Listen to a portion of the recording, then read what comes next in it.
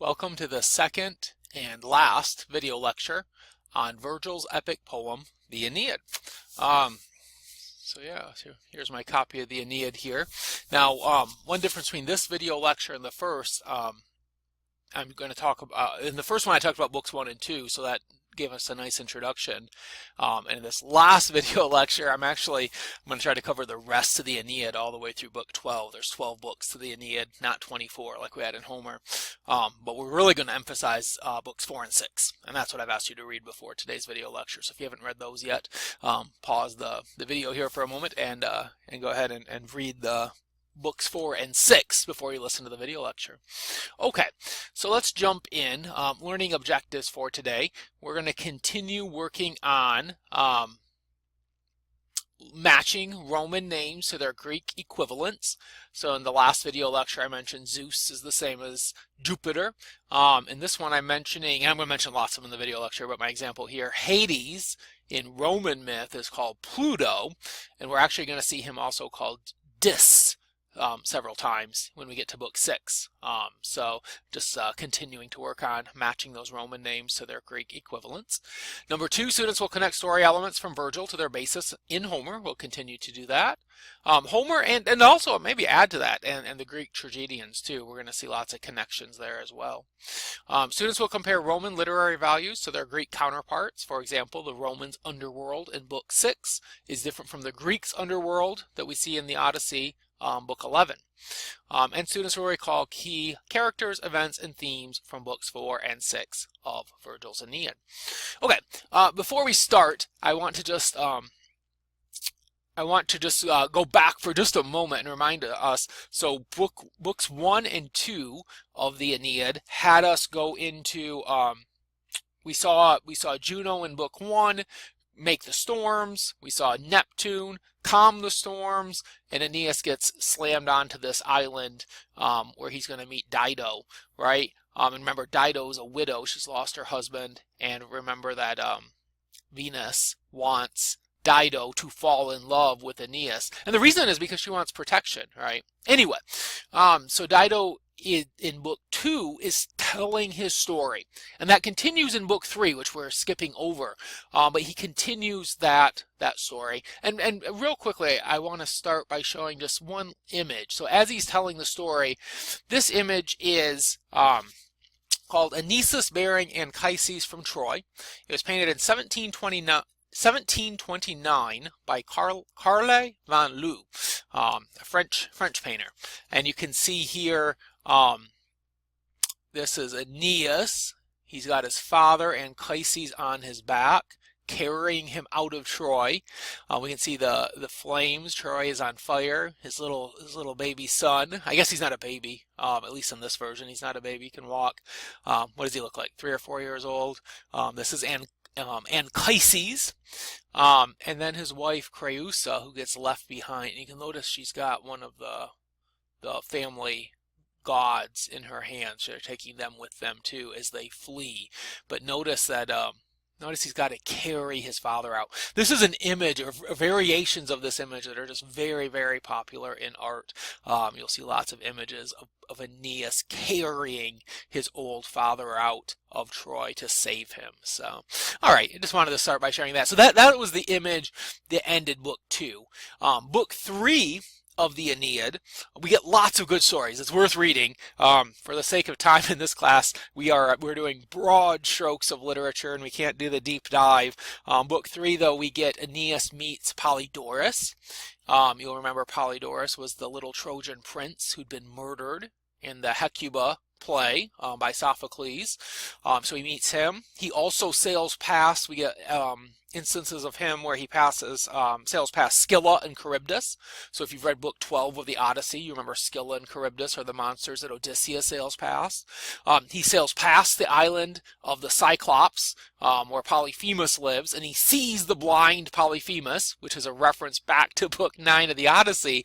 I just love how interconnected the stories are, right? And he sees this poor, well, he's not, I don't know if we should say poor blind Cyclops, this blind Cyclops, and then all the other Cyclops come and they throw boulders at Aeneas, and they all misfortunately, but he sails past them, and it reminds us all of Homer and the Odyssey. And then book 3 ends, and remember, this is all just Aeneas telling his story, so it's a story within a story, that idea of meta-narrative that we've talked about before. And book 3 ends with, he ends his story to Dido by saying, and then I lost my dad. That was how it ended. I lost my father, Anchises, and we buried him, and he died. And that's going to be important. That's really important to know. So here we've got poor old Anchises. He carried him out of Troy, lost his wife in Troy and couldn't save her, and then he ends up losing his dad too. So it's just Aeneas and his son at this point on Dido's island. All right, let's jump into the text of book 4 now. Let's see here, book 4. There we are.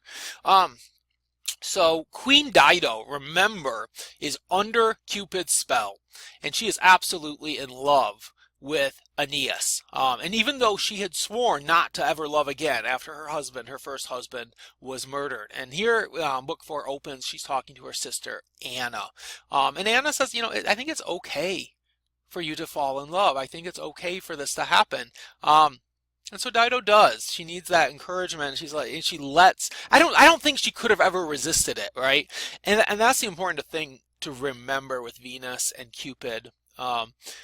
What they do to people isn't always, and oftentimes isn't good. If Poseidon represents a hurricane coming at you, if Zeus represents a lightning bolt coming at you, if Mars or Ares represents war coming at you, right?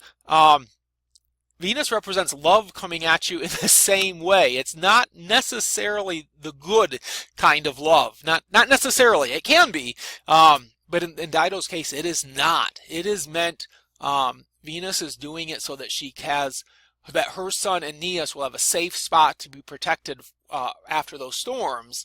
But Venus does not want him to stay with Dido.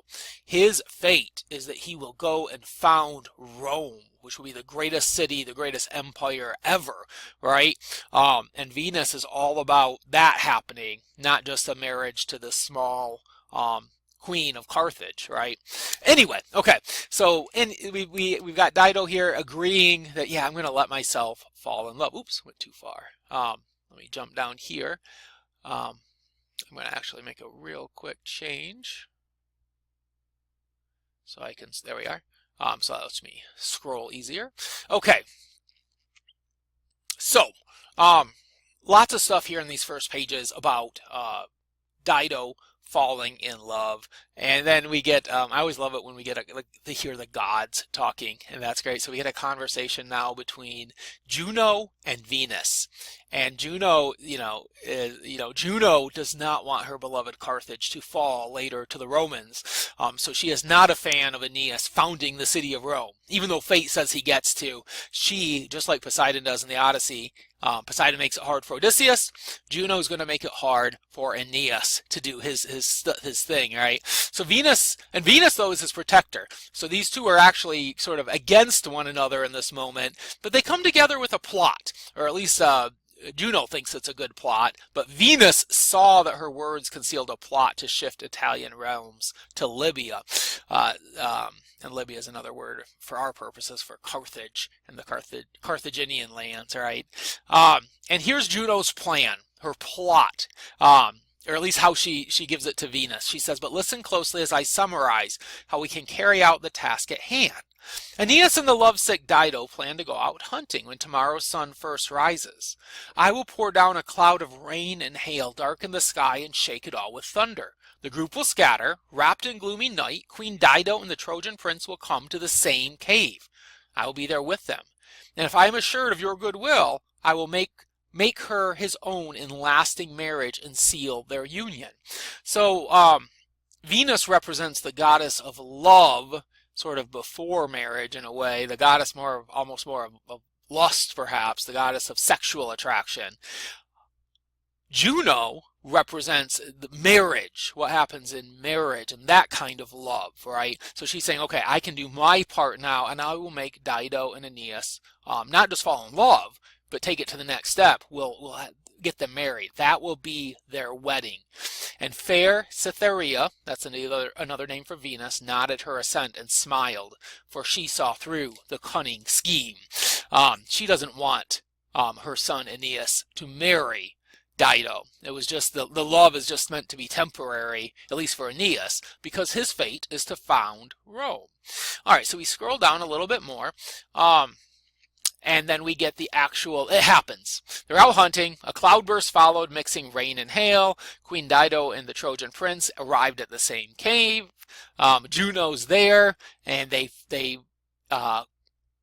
make vows to one another, and they get married, just the two of them. So it's not like an elaborate wedding ceremony. And at least Dido is convinced they're married. Aeneas later will say it wasn't really a marriage properly, and we can debate that. That's kind of one of the bits of text we can debate and talk about. So read through this carefully, get a sense of what side you stand on. Did they get married in that cave, or did they just have a one-time romantic moment together? All right. And then they afterward though and here's the evidence that they are married. The two were keeping lengthy winter warm in luxury, unmindful of the realms, and taken captive by their shameful lust. Well, I guess I don't know. That kind of suggests it's just lust, not marriage at the end. Read through it. We'll talk about it. I'm curious to see what you find in the text for the arguments for whether it was marriage or just lust. Anyway, Mercury comes along though, so some more time passes, and Dido and Aeneas get some time together to love one another, and to do whatever it is that they're doing, whether it's marriage or not. And Mercury comes along with a message from Zeus, or from Jupiter, I should say, trying to switch to the Roman names. I spend so much time in the Greek myths that sometimes it's hard for me to say Jupiter when I should say it, and sometimes I say Zeus. But anyway, Jupiter sends Mercury. Remember, Mercury is the Roman name for Hermes. We saw lots of him in the Iliad and the Odyssey. He's always delivering Zeus's message, delivering Jupiter's messages. I did it again. And anyway, he sends a message. And he says, remember Aeneas, you have a fate to found Rome. You need to go found Rome. And even if you don't care about your fate, what about your son? Your son is meant to be the next founder of Rome. This is important. You've got to go do this.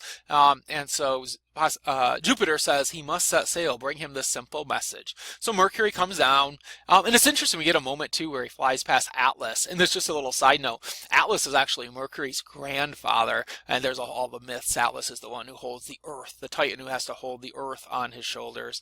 And also just, the names get so complicated, but it's also rich and interesting of what they mean. So we sometimes see Mercury here called Selenian Mercury, and Selene, he's the child of Mount Selene because that's where he was born. So sometimes the gods and people in myth, and sometimes just historically too, kings in England are sometimes named after the place that they're born.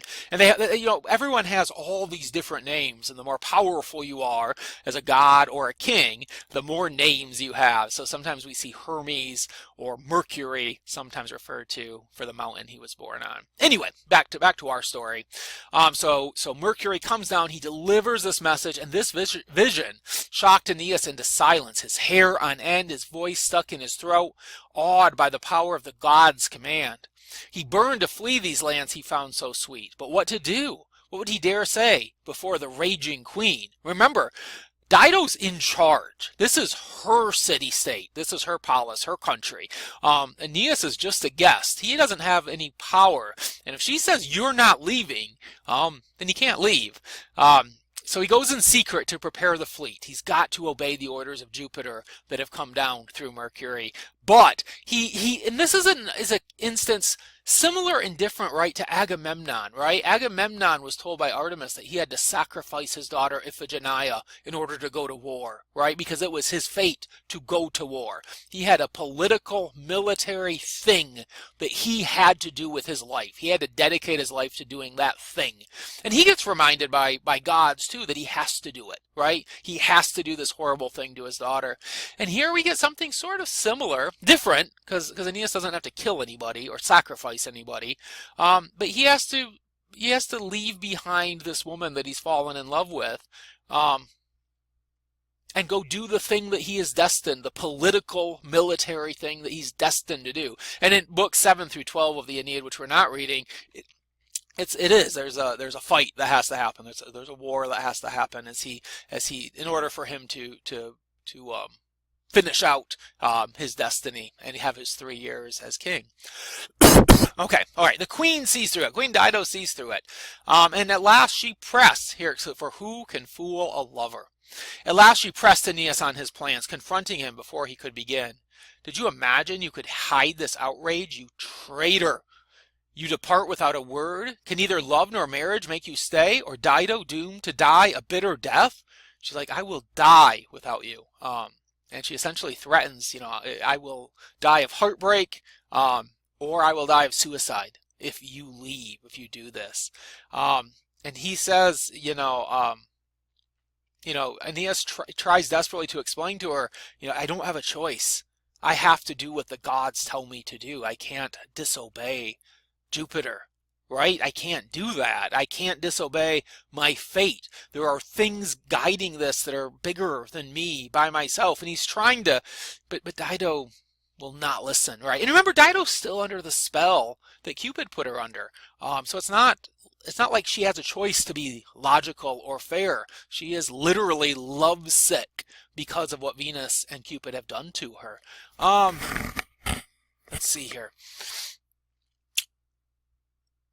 He says, if I had my way, I'd still be in, if I could choose everything, I'd still be in Troy. I like that moment. He says, my troubled father visits me in a dream. Anchises' ghost comes with a warning, filling me with fear. So too, the thought of dear Ascanius shows me. We're going to see, we're skipping book 5, but Anchises keeps coming to Aeneas at 2 different points in dreams, telling him what to do. In book 5, the ghost of Anchises, his father, remember we saw the painting at the beginning of him carrying his father Anchises, comes to him in a dream in book 5 and says, you have to go to the underworld next, which is going to be book 6, which we're going to get to in just a couple of minutes. He does, though. Aeneas does leave. He has to leave, and he gets his ships ready, and Dido is just so angry that he would do this to her. And she says, I hope you drown in a vengeance on a reef, while often calling out the name of Dido. My torches black with smoke will follow you, and when cold death draws the spirit from my flesh, my ghost will haunt you everywhere you go. You are despicable, and you will pay, and I will hear of it among the shades after I die. And we're going to meet, we're going to see Dido again in book 6 when we get to the underworld, and that kind of will finish the first half of the Aeneid story when we see her again. But that's coming. Just a couple minutes, we'll get to the underworld. Get a wonderful little Homeric simile here. You could see this is the men working to get the ships ready to sail, the 7 ships that are ready. You could have seen them rushing from all corners like ants, preparing for the winter months and raiding piles of wheat to fill their stores. Their long black ranks move through the grassy field and haul their plunder on a narrow track. So we get this wonderful Homeric simile here. She begs him again. She sends her sister to plead with him. But the fates opposed it. He was unmoved. No words could make him bend. Heaven kept the man from lending her a sympathetic ear. The same way that Dido is controlled by the forces of Cupid, Aeneas is controlled by the forces of fate that propel him forward. He has to leave her. She's heartbroken, prays for death, and she gets a pyre set up, and she makes the claim at first as her sister helps set up the pyre, Anna, remember her, and her servants fill up the pyre, and she puts all of Aeneas's things in it, the bed, that she sees as their marriage bed, right? And she says, I'm going to burn all of it, is what she claims. But she's actually it's going to be her own funeral pyre that she's setting up as she prepares to die, right? A nice little moment, we see Orestes chased across the stage by the Eumenides. Just references too, as she's talking through all these different references. And this is just what I love about the interconnectedness of epic poetry and Greek tragedy and the plays, the Roman plays too. This just all these little references that we know who Orestes is because we know that's Agamemnon's son. And if you've read the Oresteia that starts with the play Agamemnon, you see Orestes in the second and third play, and he gets chased across the stage for having murdered his mother, Clytemnestra. Anyway, just all these little references that have so much meaning. And the more you read this stuff, the more meaning it has, the more you catch and see and understand. And it's hard at first. It's like watching a Marvel movie in the 21st century. If you've only ever seen one, you're like, oh, I don't understand it. What's happening here? What are all these references? But if you've seen a lot of them or all of them, they just make so much. Star Wars, right? Any of the big movie franchises of the 21st century, right? They just are so rich with interconnected stuff. It's the same thing that happens here in mythology, Greek and Roman mythology. Anyway, she builds the pyre and she watches Aeneas sail away. He wants to not go, but as he's sleeping, Mercury comes and says, how can you sleep right now? Go, go.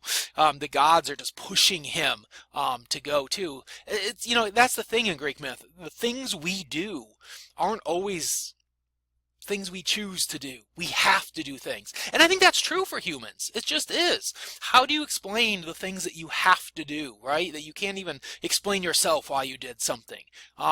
It's because Mercury came to him and told him he had to, right, in a dream. Anyway, Dido saw the sunrise, watched the fleet advance in even lines. She watches him go, and when she does, this is a brutal one. She's so angry. I could have seized him, torn him limb from limb. And she's a queen. She literally could have done this and scattered his remains across the waves and killed his friends and killed Ascanius, that little tiny boy. I could have killed him and served him to his father at a feast. Oh my gosh. So this is part of the myth of the House of Atreus. We see this. We see examples of this in literature where people do this as a way to torture somebody, to feed them their own children. Shakespeare's Titus Andronicus does this too. What a gory thought. And I think here, yes, here we get the House of Atreus in the note too. The father of Agamemnon and Menelaus, you know that story. And that's Aegisthus, his revenge on Agamemnon later for it. So all this interconnected stuff. Anyway, she does her prayer and her final words, and she wildly climbs the soaring pyre. She stabs herself, kills herself with Aeneas' sword, one of his swords that was left behind, and dies, and so ends book 5. And Anna, her sister, feels horrible. She's like, why did you do this, and why did you have me help build this pyre? Very, very sad ending to book 4. All right, we're skipping book 5.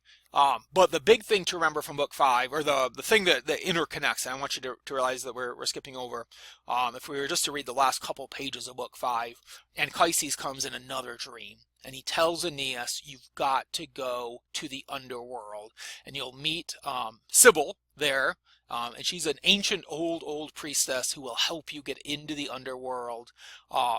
And you have to talk to me there. Come find me in the underworld, and I want to talk to you there. Now, why Anchises can't just say whatever he needs to say in the dream, I don't know. We just have to accept it, right?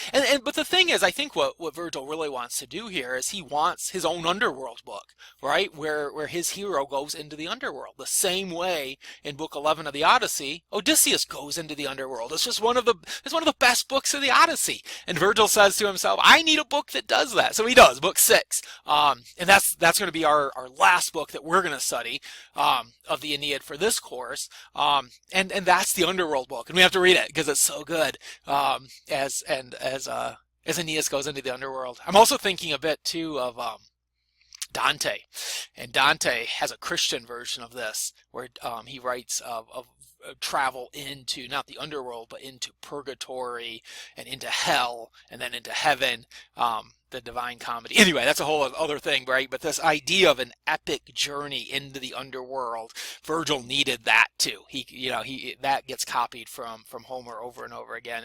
And here's one of the best examples, right? All right, so Aeneas gets to the place he's supposed to get to. They reach the Cumae coast in Italy, and they get there, and I'm gonna jump down, and here is, and this is here we are. This is the description I wanted. the coast here. The side of the Euboean rock is hollowed into a massive cave, to which there lead 100 entrances and 100 mouths that echo with 100 rushing voices. The Sibyl's answers. So Sibyl, or the Sibyl, is in there, and she has the gift of prophecy given to her by Apollo, similar to like Cassandra does, but without the curse part. And so he goes there, and this is the entrance to the underworld. But imagine this cave with 100 entrances and 100 mouths screaming at you. It sounds like a mountain is screaming when the Sibyl inside talks. The 100 huge doors opened on their own and carried her responses through the air. Anyways, okay, so he talks to her for a little while. And he says to her, gets some information from her, mentions this reference, a new Achilles. Our note tells us that refers to Turnus. Turnus is going to show up in book 7 through 12, the second half of the Aeneid, and he's going to have to fight Turnus in order to be able to settle and make his kingdom. Once more, a foreign bride will be the cause of so much Trojan pain. So, of course, the first foreign bride is referring to Helen, and I highlighted in the note here too. The second is the woman being referred to here, though, is Lavinia. And if we were doing the second half of the Aeneid, we would jump deeply into her character. But she is going to become the mother. She's going to become wife to Aeneas and mother of well, in some ways, mother of the Roman people to follow. Anyway, that's all the stuff of the second half of the Aeneid. So if you jump in and dive into that, this is all references and kind of getting that set up, right? All right, anyway, so he gets all this information from the Sibyl, and he says, one thing I ask of you, he needs to go down into the underworld, right? They say the gate that leads to the infernal king, that's Pluto, or we know him as Hades, and he's going to get called Dis, D-I-S, a lot of times in here too, like I mentioned in the learning objectives, is here, and the bleak swamp of swelling Acheron, the river of grief in the underworld.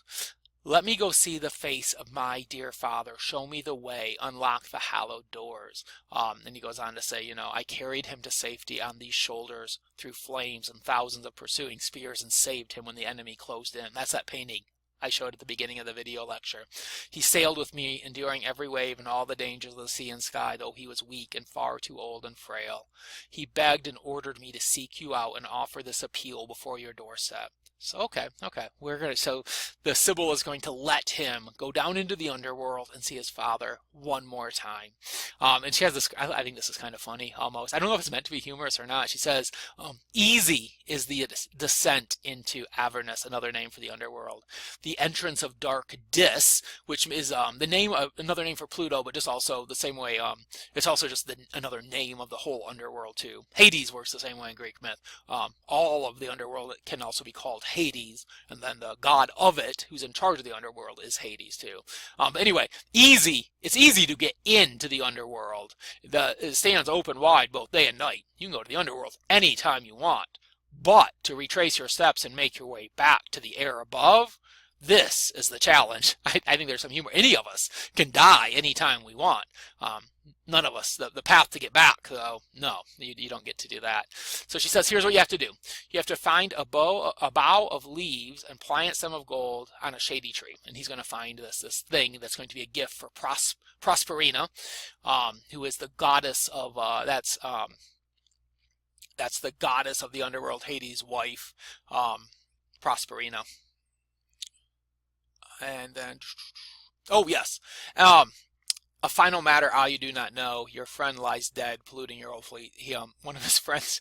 This is also right. There's a couple of guys who have died, and Aeneas doesn't know it. And if you remember Book 11 of the Odyssey, we get the same idea. That same thing has happened, and Odysseus has to go and bury somebody who he forgot to bury. You have to give people proper burial in the Roman world as well, just like you did in the Greek world. And that's true of, I think, almost every culture. You have to bury people properly. We certainly believe in that in every 21st century culture that survives today still too, right? And that's this fundamental belief that every human seems to have. It seems universal. Anyway, your friend lies dead, polluting your old fleet. You got to go back, go bury him properly. And so okay. So he's going to go and bury his friend. And then he comes back. Here he is burying him. The Sibyl's orders piled up beams. They give him proper burial, um, a somber service, and they turned away and lit the fire in ritual observance. These rites complete, Aeneas quickly moved to carry out the orders of the Sibyl. So now he comes back. He gets he gets some help from his mother back here. He gets some help from his mother finding that magical branch with the golden leaves on it that he needs. He's got that for Proserpina. We see Hecate, a brief mention of Hecate. She's a goddess of witchcraft. We could talk about her a lot too. She makes an appearance in Shakespeare's Macbeth as well. Anyway, we're gonna move right along though, because I want to get to all these other great things, these creatures and things he sees. So at the gate, at the entrance of Orcus, another name for the underworld, he sees sorrow, vengeful cares, disease, old age, fear, hunger, poverty, death, struggle, sleep.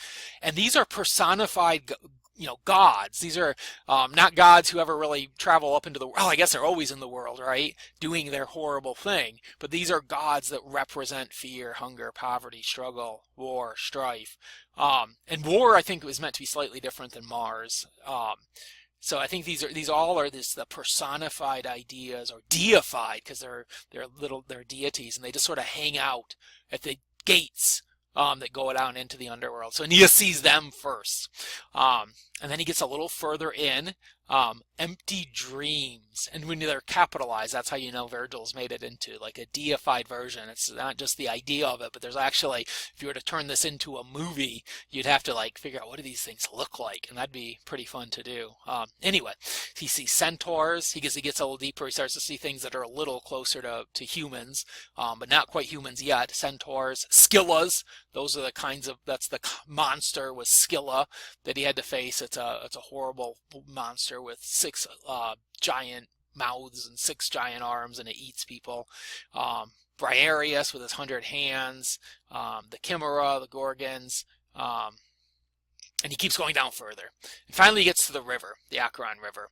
And there he meets and sees Charon in his appalling filthiness. Charon is the ferryman who takes people across the river and actually into the underworld. And there's a whole crowd of people waiting to get into the underworld. Women, men, young boys, unwed girls. And we get a beautiful Homeric simile here.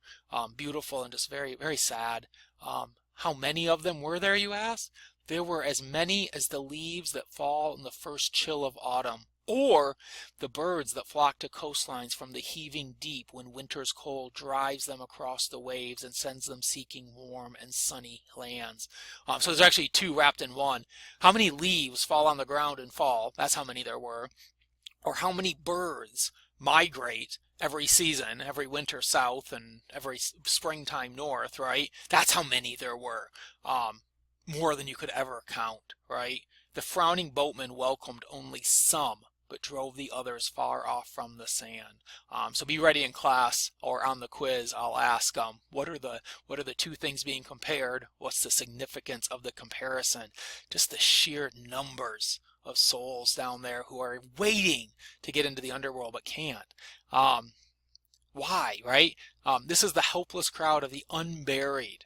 And the souls who ride with him are lying in their graves. He cannot carry anyone across the roaring stream from bank to fearsome bank until their bones are buried and at rest. You've got to be buried. Otherwise, that's what is going to happen to you. You just end up on the other side of this river, and you don't actually get into the underworld, which is a horrible, scary fate to have if you're Greek or Roman, right? So he sees other people then, right? He sees a couple of people he has fought with, other Trojans he's fought with, who died back in book 1 when Juno caused those storms. And then he sees Palinurus, and Palinurus was in at the end of what book was he in? He's one of the books we skipped, and he fell into the water and died. And he sees him there, and he of course didn't get buried either. So he sees him there, and anyway. So that's a whole other little mini story. This poor oarsman who was steering the boat and fell in and died, and they couldn't bury him. Anyway, the two went on ahead and neared the river. So remember, Aeneas is walking with the Sibyl, and Charon notices them, um, and he says, "Wait, who are you? What do you want?" And he gets this the The Amphrysian priestess is another name for the Sibyl. I'm guessing, yeah, if our note comes down here and it explains why she gets that extra name. So many names to keep straight. The Sibyl answers and says, "Hey, stay calm. We do not bring treachery." She says, "Aeneas comes to the deepest shades to find his father. But if you're not moved by such devotion, if you're not going to help a son talk to his father, this," and she pulls the golden bow from beneath her robe, "should be familiar." And Charon's anger ebbed, no more was said. Stunned by this hallowed gift, the fateful branch, seen after so much time, he steered his gloomy craft toward the bank. And remember, it was because of Venus that he could get that. Anyway, that's how he gets across the river into the underworld. And look at all the people that he sees there. This is sad. So many people. He sees Cerberus. We know who Cerberus is. A lot of the big three-headed dog, the triple-throated howls coming out of him. The guard dog of the underworld. He heard a horrifying sound, the cries of infants stolen from their breast, deprived of precious life right at its threshold. So he sees all these babies who died before they even got to live. Ugh. Next, he sees the falsely charged, so people who were accused of a crime and condemned for it and killed for it, executed, who didn't do it. He sees Minos, one of the judges of the underworld. Then he sees the grieving souls of those who died by their own hand. And that's where he sees there's this list of names of people from Greek and Roman myth who died by their own hand. And that's where he sees Dido again. Deep in this deep wood, Phoenician Dido roamed, her wound still recent. When the Trojan hero came close and recognized her misty shape, this is a woman he loved, right? He loved her. He didn't want to leave her, but he had to. Among the shadows, as a person sees or thinks he sees a new moon through the clouds. Great example of a metaphor, right? What are the two things being compared? A moon that's been hidden by a cloud suddenly coming out and you see it, to him seeing Dido, who he all of a sudden recognizing his love, Dido. He wept and spoke to her with tender love, right? So Dido, it was true that you took up a sword and chose to die. And this skipping down here, right? With these appeals, Aeneas tried to soothe the fiery anger of the glaring queen. Her eyes were full of tears, but he can't appease her anger, not even here. She turned aside and kept her gaze firmly on the ground, showing no more emotion of her face. And she turns back, and she actually is down in the underworld, she's with her first husband, the one who was murdered by her brother that we talked about in the first video lecture. And she's down there with him, whom she married long ago, was there to comfort her and share her love. So maybe her true husband. Anyway, so we keep moving on. Priam's son Deiphobos, if you remember in book 16 of the Iliad, Athena pretends to look like him in order to trick Hector into going out to fight, if you remember that part. Keep going.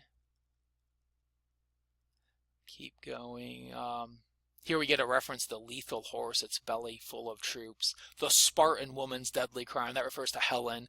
The lethal horse, the Trojan horse. So all this we get. All these connections.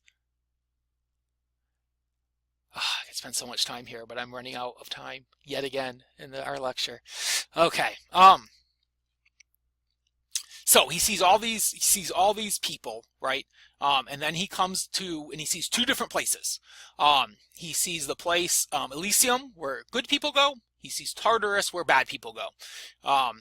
And we could equate this, maybe this is similar to maybe a modern notion of heaven and a modern notion of hell, but they're both in the underworld, and Dis or Pluto's in charge of both. And this is just gory stuff to read as he sees all these different people being punished down in the Tartarus side of it. He sees all these different punishments going on. Odysseus saw this too. This is all inspired from book 11 of the Odyssey. I'm going to jump over it just for the sake of time, but just all this is all good stuff. Um, and then he gets to the other side, right? And here you get the patriots who fell in war, those who were chaste and holy while they lived, the pious bards with songs fit for Apollo. That'd be Homer, right? He should be down in that group. He's one of the pious bards. And then finally he comes and he finds his father in the Green Valley, and he talks with his father. And his father explains, this is really deep and philosophical and good stuff.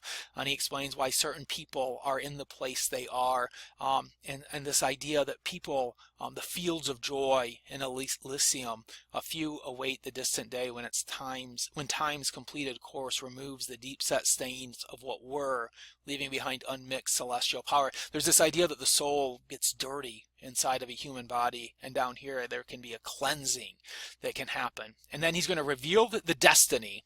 And then this long bit to finish these last couple pages is all the Roman history stuff, right? So he's looking forward in time. He says, I've got to tell you all this amazing stuff that's going to happen over the next few hundred years after you've found your country. These are all the great people, and it gets all the way. So we've got Romulus, who's a child of Mars. We get Caesar, Augustus Caesar, offspring of a god, will create a second golden age. The Tarquin kings get mentioned. They're mentioned in Macbeth too. They're not good kings, they're bad kings, but they're overthrown by Brutus, and brings in the Roman Republic, right? So we get all this great history, and it all flashes before, and Aeneas gets to see it, right? So book 6 ends with this really, really optimistic view of this golden age of Rome that's to come. And of course, Virgil's writing in that golden age, telling the story. So really, this is a great piece of, you could call it propaganda. I don't know. That's a whole other argument. I shouldn't bring that up at the end of the lecture, right? Could be seen as like Roman propaganda, where Rome is great, Rome is great. Or, I mean, it just is. Rome is just this powerhouse of a civilization at this point in time in the 1st century AD. All right, I hope you've enjoyed our study of the Aeneid. I look forward to talking about it with you more in class and through discussion. And yeah, hope this was good. So much here, not enough time to talk about it all. All right, thanks everybody.